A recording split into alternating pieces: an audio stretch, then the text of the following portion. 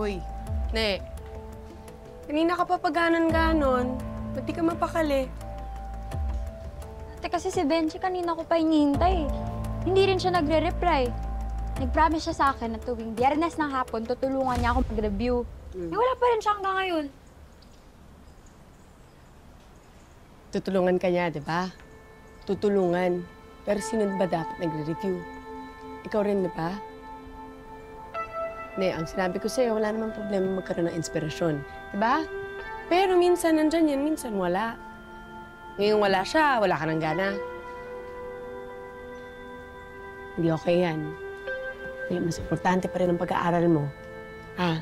Kaya mong mag-review mag-isa. Galingan mo, kayang-kaya mo yan. Sige na.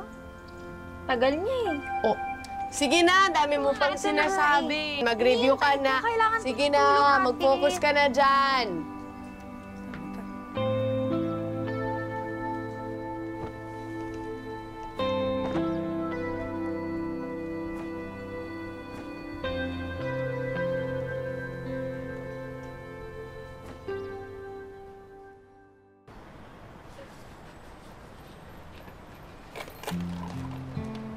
Elias, anak, Nay, mabuti na abutan kita. Pwede ba akong magpahatid dun sa suki ko? Dadaan ko lang tong order niya.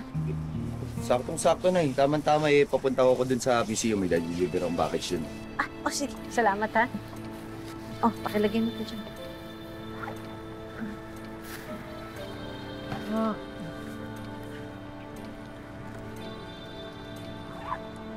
Kaya mo, Nay? Tapos, Ayos na? Kumain ka na ba, Nay? oo. Di ka pa nagmamadali? Hindi naman, no. Sige. Okay. Kaya mo? Oo. Okay. Nay, ah. Tara.